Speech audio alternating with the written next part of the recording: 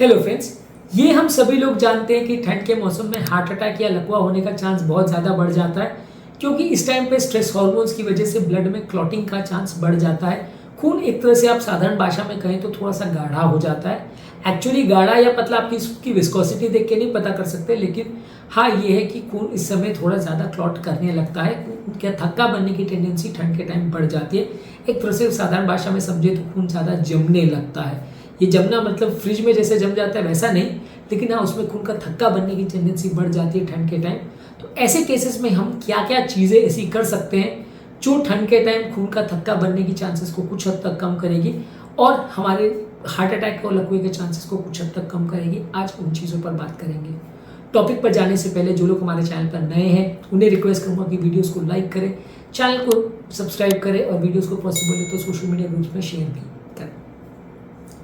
ठंड के मौसम में ज़्यादातर हमारे लिए सबसे बड़ा प्रॉब्लम ये होता है कि हम एक्टिव नहीं रहते। हमारा चलना फिरना, दौड़ना, एक्सरसाइज करना सब कम हो जाता है, क्योंकि बाहर निकलना ही मुश्किल हो जाता है। बाहर ठंड ज़्यादा पड़ती है, खासकर उन एरिया जो पहाड़ी एरियाज से रिलेटेड है या उन जगहों पे जहाँ पे वेस्टर्न कंट्री जैसा माहौल है, बर्फ़ वगैरह पड़ती है, वहाँ आपका निकलना लगभग रिस्ट्रिक्टेड हो जाता है ठंड के टाइम।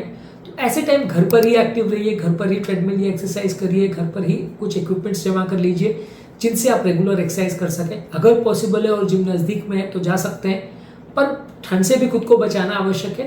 जितना पॉसिबल है खुद को एक्टिव रखेंगे तो खून के गाढ़ा होने का चांस कम हो जाता है। बैठे बैठे का जीवन जो लोग जीते हैं, खासकर पूरे ठंड के मौसम में 4 महीने जो घर पर ही बैठे रहते हैं, उनको कंपेरेटिवली ये क्लॉटिंग रिलेटेड प्रॉब्लम्स आने का चांस काफ़ी ज़्यादा बढ़ जाता है। इसलिए कोशिश कीजिए कि ठंड के टाइम आप एक्टिव रहिए, बैठे बैठे मत रहिए। इसके अलावा पानी ज़्यादा मात्रा में पीजिए। ये पानी आपकी ब्लड को एक तरह से डाइल्यूट करेगा। आप ऐसा नहीं सोचें कि बहुत ज़्यादा सलाइन चढ़ा लेने से आपका ब्लड डाइल्यूट हो जाएगा, तो हर 2-4 दिन में आप जाके हॉस्पिटल में सलाइन चढ़ा रहे हो, वो नहीं फ़ायदा करेगा। आप जितना ज़्यादा पानी पियोगे वही ज़्यादा फ़ायदा करेगा, क्योंकि सलाइन चढ़ाने में उल्टा इन्फेक्शन वगैरह होने का चांस बढ़ जाता है। तो आप घर पर ही ज़्यादा पानी पीजिए, ज़्यादा मात्रा में पानी पीजिए। खून को पतला करने के लिए यही सबसे बेस्ट तरीका है, जो नेचुरल पानी आता है। आप फ्लेवर्ड ड्रिंक्स या सोडा या स्पार्कलिंग वाटर वो सब ज़्यादा ट्राई मत करिए, वो फायदे से नुकसान करेगा। सिंपल अनफ्लेवर्ड नॉर्मल सादा पानी, और बहुत ज़्यादा अल्कलाइन वाटर या बहुत ज़्यादा मिनरल वाटर की भी ज़रूरत नहीं है। सिंपल शुद्ध पानी हो, उसमें कीटाणु वगैरह ना हो, बस इतना इंश्योर कर ले तो बहुत है। इसके अलावा आपको एक हेल्दी डाइट रखनी चाहिए, खासकर ओमेगा 3 फैटी एसिड से भरी हुई डाइट, जिसमें flax seeds, chia seeds, walnut यानी अखरोट और फिश यानी फैटी फिश जैसे सैल्मन, मैक्रेल, ट्यूना फिश, ये सारी चीज़ें हों। ये सारी चीज़ों को ज़्यादा मात्रा में लेने से ओमेगा 3 फैटी एसिड के असर से आपका खून गाढ़ा होना कुछ हद तक कम हो जाता है, ब्लड में क्लॉटिंग टेंडेंसी कुछ हद तक कम हो जाती है। तो आपको कोशिश ये करनी है कि ज़्यादा मात्रा में ओमेगा 3 फैटी एसिड्स वाले डिशेस या फ्रूट्स को ज़्यादा लें। इसके अलावा वो खाद्य पदार्थ जिसमें एंटीऑक्सीडेंट्स होते हैं, वो भी खून को गाढ़ा होने से बचाते हैं, ब्लड की क्लॉटिंग टेंडेंसी को कम करते हैं। तो एंटीऑक्सीडेंट्स वाले तत्व भी आपको ज़्यादा मात्रा में लेने हैं। वो फल सब्जियां जिसमें विटामिन ई, विटामिन सी होते हैं, उनको आपको ज़्यादा मात्रा में लेना है। दिमाग के तनाव को कम रखिए। यदि दिमाग पर बहुत ज़्यादा स्ट्रेस है तो भी ब्लड के क्लॉटिंग टेंडेंसी बढ़ेगी। योगा, प्राणायाम, डीप ब्रीदिंग एक्सरसाइज ठंड में जितना भी पॉसिबल है घर पर उसको करने का प्रयास करिए। इससे आपका मानसिक तनाव कम होगा, हार्ट अटैक और क्लॉटिंग का चांस थोड़ा कम हो जाएगा। इसके अलावा गर्म कपड़े पहनिए। गर्म कपड़े पहनने से वो शरीर को गर्म रखता है, आपको ठंड से प्रोटेक्ट करेगा।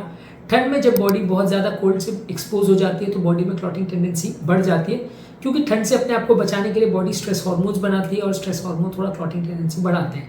तो उसको कम करने के लिए आप गर्म कपड़ों से अपने आप को अगर ढकें तो कोशिश ये रहेगी बॉडी की कि उतना ज़्यादा स्ट्रेस हार्मोन्स को ना बनाए, तो उससे आपको ये प्रॉब्लम्स और क्लॉटिंग का चांसेस थोड़ा कम हो जाएगा।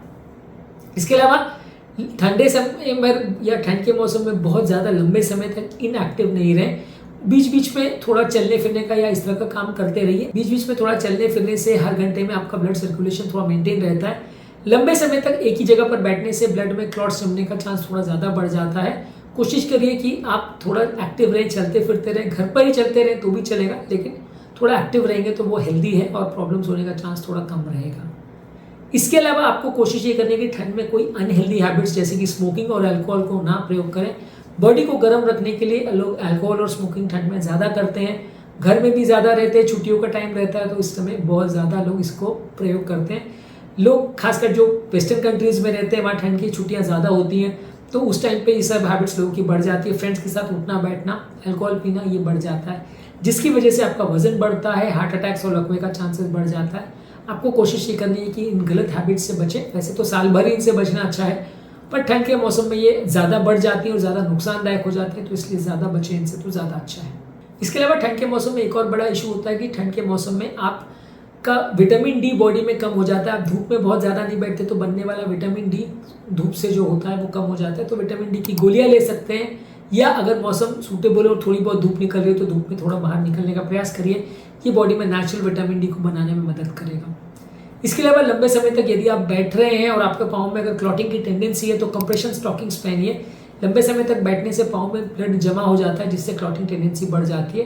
तो पाँव में कंप्रेशन स्टॉकिंग्स पहने, खासकर वो लोग को जिनको वैरिकोज वेन्स या डीप वीनस थ्रोम्बोसिस की बीमारी है, तो उनसे आपको थोड़ा फायदा मिल सकता है। इसके अलावा वजन को बढ़ने मत दीजिए। कई बार ठंड के टाइम वजन बढ़ने लगता है क्योंकि आप बहुत ज़्यादा खाने लगते हैं, घर पे बैठे रहते हैं, एक्सरसाइज नहीं कर पाते, जिस वजह से ठंड का मौसम और ज़्यादा अनहेल्दी हो जाता है। कोशिश करिए कि आप रेगुलर एक्सरसाइज करें, खाने पीने को सीमित रखें, इंटरमिटेंट फास्टिंग जैसी टेक्निक्स का प्रयोग करें। वजन को बढ़ने मत दीजिए। यदि वजन बढ़ेगा तो वो आपके लिए काफ़ी अनहेल्दी होगा, और जब तक मौसम खत्म होगा तब तक आपका वजन 3-4 किलो बढ़ चुका होगा, जो कि आपको बुरा संदेश लेके आएगा आपके लिए और आपकी हेल्थ को बिगाड़ देगा। इसके अलावा ठंड में सर्कुलेशन हाथ पाँव का कम हो जाता है, तो गर्म पानी से हाथ पाँव को स्नान करवा सकते हैं, या गर्म पानी की पट्टियाँ वगैरह कर सकते हैं, जिससे हाथ पाँव का ब्लड सर्कुलेशन बेटर होता है, ब्लड में क्लॉटिंग के चांसेस थोड़े कम हो जाते हैं।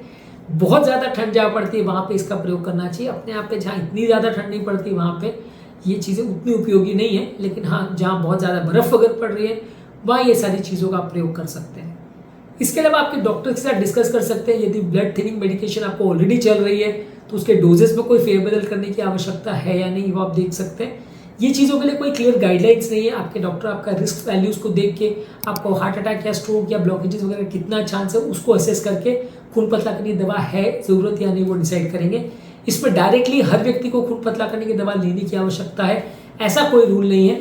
अब अगर उसको डॉक्टर के साथ डिस्कस करें तो वो आपके लिए ज़रूरी है या नहीं वो डिस्कस करके आपको बेटर वे में बता पाएंगे, जिसका आप बेटर वे में उपयोग कर सकेंगे। इसके अलावा हेल्दी फैट्स जैसे एवोकाडोज, ऑलिव ऑयल, नट्स को ज़्यादा मात्रा में लेने से भी खून पतला करने में मदद करते हैं। ये जो कोलेस्ट्रॉल वाली चीज़ें हैं, सैचुरेटेड फैट्स है, ट्रांस फैट्स है, वो नुकसान करते हैं।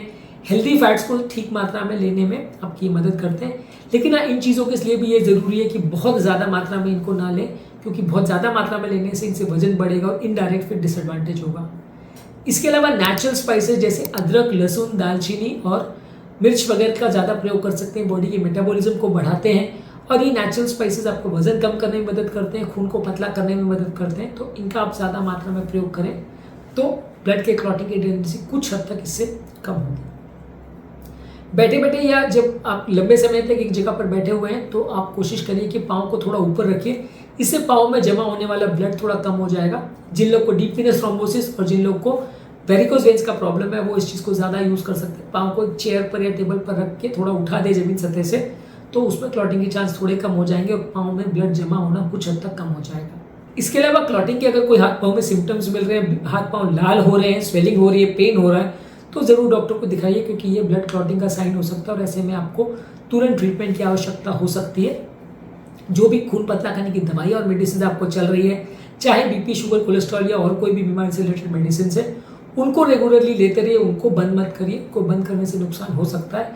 जो भी मेडिसिन आपको चल रही है बिना डॉक्टर से पूछे, बिना सलाह लिए उसमें फेरबदल मत करिए, इसमें फ़ायदा के बदले नुकसान हो सकता है। जो भी मेडिसिन चल रही है डॉक्टर से डिस्कस करके उनको कंटिन्यू चलने दीजिए। रेगुलरली ब्लड के चेकअप कराते रहिए, रेगुलरली डॉक्टर से फॉलोअप करते रहिए। जो मेडिसिन या इंस्ट्रक्शंस आपको डॉक्टर देते हैं उन्हें रेगुलरली फॉलो करते रहिए, तो इससे आपको लॉन्ग टर्म प्रॉब्लम्स होने का चांस कुछ हद तक कम हो जाएगा। आज के टॉपिक में हमने बात करी ठंड के मौसम में खून को पतला रखने के लिए या क्लॉट ना होने देने के लिए क्या टिप्स का हम प्रयोग कर सकते हैं, ताकि हमें क्लॉटिंग रिलेटेड या heart attack related problems comparatively थोड़ी कम आए। उम्मीद करूँगा कि आज के टॉपिक में कुछ नई बातें जानने को मिली होगी। जो लोग हमारे चैनल पर नए हैं उन्हें रिक्वेस्ट करूँ कि चैनल को सब्सक्राइब करें, वीडियोज़ को रेगुलरली देखें, फॉलो करें, कमेंट्स करें, लाइक करें और पॉसिबल है तो सोशल मीडिया ग्रुप्स में शेयर भी करें।